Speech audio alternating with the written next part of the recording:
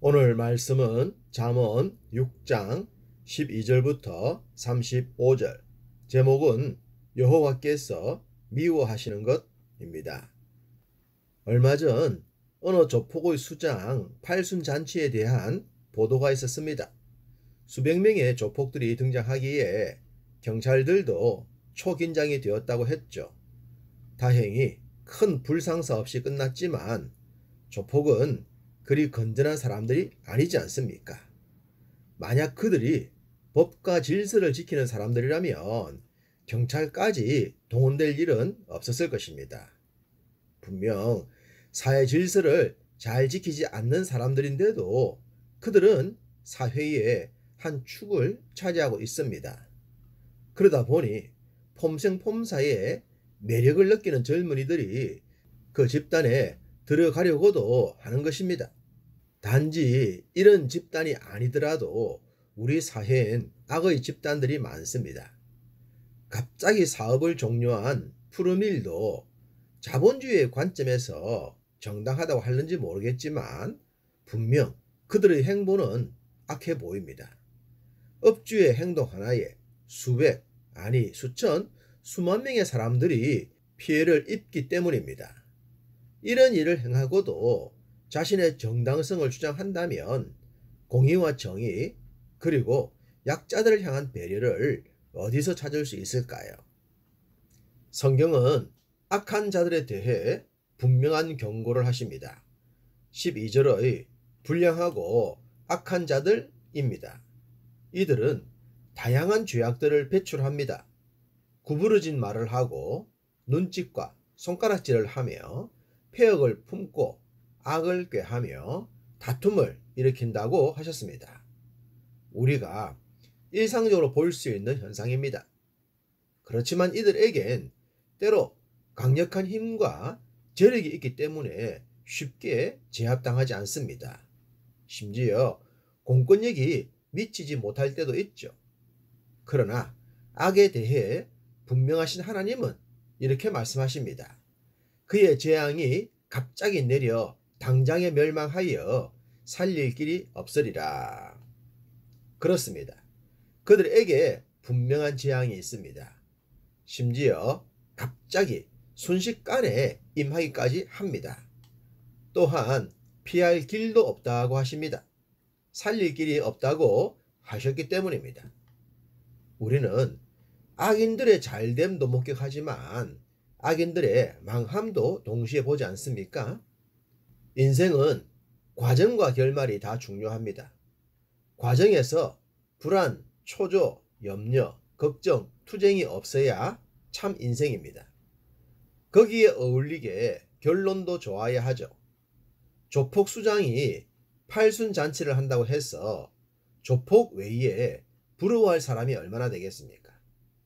다수의 경찰까지 동원될 정도였는데 말입니다. 대부분의 조폭들은 저런 결말을 보지 못합니다. 그러니 악인들의 잘됨을 부러워하거나 따라하지 않아야 하는 것입니다. 솔로몬은 악한 자에 대한 이야기를 하면서 이런 이야기까지 합니다. 여호와께서 미워하시는 것, 곧 그의 마음에 싫어하시는 것이 17가지가 있다고 말입니다. 그것은 교만한 눈과 거짓된 혀와 무죄한 자의 피를 흘리는 손과 악한 계교를 꾀하는 마음과 빨리 악으로 달려가는 발과 거짓을 말하는 망령된 정인과 및 형제 사이를 이간하는 자입니다. 눈, 혀, 손, 마음, 발, 입까지 다 동원이 되었습니다. 무엇보다 마음까지 등장했으니 사람의 모든 것이라고 할 수 있겠죠.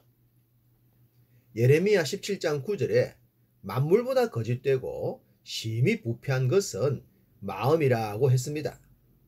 마음이 부패하면 인생은 당연히 부패할 수밖에 없습니다. 속이 썩었는데 어떻게 겉이 썩지 않겠습니까?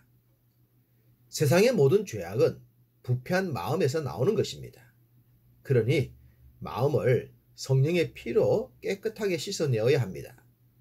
앞선 내용에 거짓을 말하는 망령된 정인과 및 형제 사이를 이간하는 자에 대한 내용이 있었죠. 우리가 살면서 억울해서 죽을 것만 같았던 경우가 어쩌면 이런 것들 때문이지 않겠습니까? 거짓을 말하는 정인, 그들의 말 한마디에 우리들의 모든 것이 순식간에 무너지기도 합니다. 사람들은 의외로 악한 자들의 거짓 정언에 쉽게 빠져들기 때문입니다. 상식이 있다면 구별할 만도 하지만 그렇지 못한 경우가 허다합니다. 또한 이간질하는 자들도 동일합니다. 함께 수십 년간 동거동락했던 자들이 이간질에 의해 순식간에 원수가 되는 경우가 허다합니다. 이 모든 것이 부패한 마음 때문에 일어납니다. 억울한 일을 당했다고 주장하는 우리들도 사실 크게 다르지 않을 수 있습니다. 우리도 다른 사람들에게 얼마든지 그런 실수를 범할 수 있기 때문입니다. 그렇기 때문에 늘 깨어 있어야 하는 것이며 입술에 파수꾼을 세워야 하는 것입니다. 솔로몬은 또다시 부모님의 교훈에 대해 이야기합니다. 내 아들아, 내 아비의 명령을 지키며 내 어미의 법을 떠나지 말라고 말입니다. 중요한 말일수록 반복을 많이 합니다. 목숨이 달린 경계를 서는 군인에게 경계 근무의 규칙을 아무리 강조해도 지나치지 않습니다. 육적인 목숨뿐만 아니라 영적인 목숨도 동일하죠. 아비의 명령과 어미의 법은 영적인 생명을 위한 규칙입니다. 생명을 잃으면 모든 것을 다 잃기에 생명을 잃지 않으려면 규칙에 귀를 기울여야 합니다. 솔로몬은 이 규칙을 항상 내 마음에 새기며 내 목에 매라고 했습니다. 앞서 만물보다 거짓되고 부패한 것이 마음이라고 하지 않았습니까? 마음이 이렇게 변질되지 않도록 생명의 법과 규칙을 새겨 넣어야 합니다. 그래야만 거짓된 것에 부패당하지 않습니다. 새기고 목걸이처럼 메고 다닐 정도가 된다면 하나님께서 싫어하시지 않으실 줄로 믿습니다. 솔로몬은 왜 이래야 하는지에 대해서도 이유를 밝히고 있습니다.